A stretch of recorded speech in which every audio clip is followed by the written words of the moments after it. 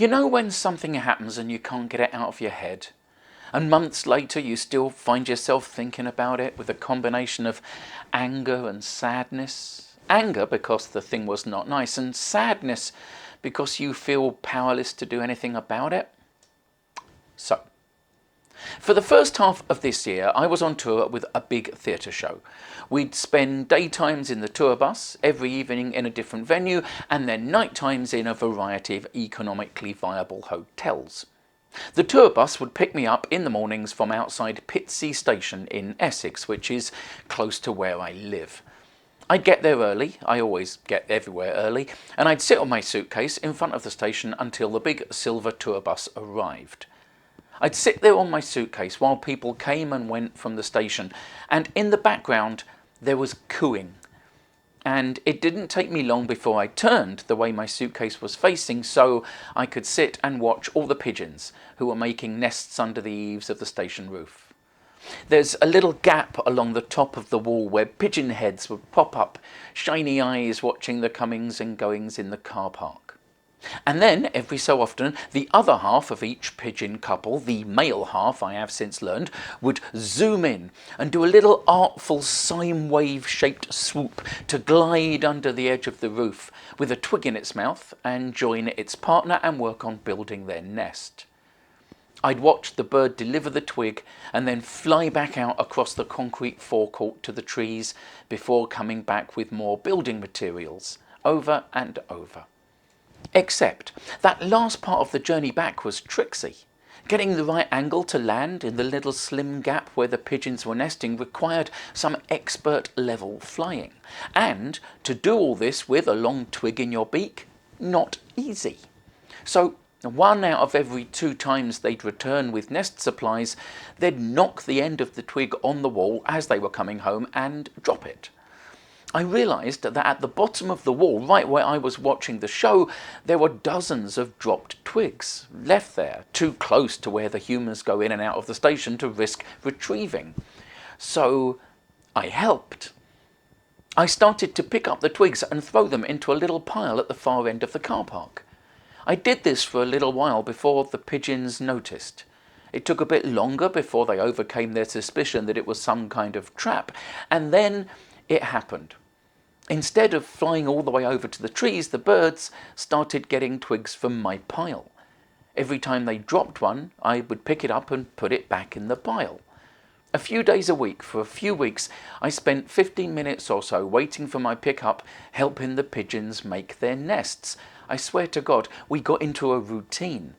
The pigeon would drop its twig and then look at me as I picked it up and moved it into the pile, and then, once I was at a safe distance, it would go and get it. It was awesome. I started really looking forward to it and being sad when the bus came. Then, one morning as I came out of the station and sat down on my case, there wasn't the usual cooing. There was a slightly more agitated squawking. I looked up to see how the nest building project was going and involuntarily let out a, "Oh no." The rail company, I assume, had put up netting covering the gap where the pigeons were getting into their nests, completely around the station. Worse than that, some of the birds were trapped inside and some were trapped outside. I watched bird faces stare out from behind the net while their partners flapped around trying to get in and failing, getting more freaked out and more tired. It was really distressing. One couldn't get to its nest, the other couldn't get out. Pigeons mate for life.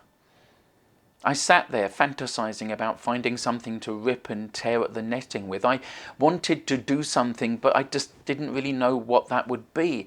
I couldn't look away though. It felt shocking, cruel. And then the bus came. A couple of weeks later, maybe, I was back outside Pitsea station. The nets were still up. There was no cooing, no pigeons to help with their twigs. But there was some kind of commotion in the ticket hall. Staff and customers were talking loudly and pointing at the floor. Maggots. Dozens and dozens of maggots falling through the ceiling onto the station floor, onto the ticket gates, and onto, one can only assume, the occasional customer. Those poor birds, trapped in their nests, given a slow death, now decomposing and giving the station a horrible poetic reminder of what they did. I'm sure the people responsible would be able to provide a very cleanly written and customer-facing statement about why they put those nets up. Pest management, that kind of thing. But you know what?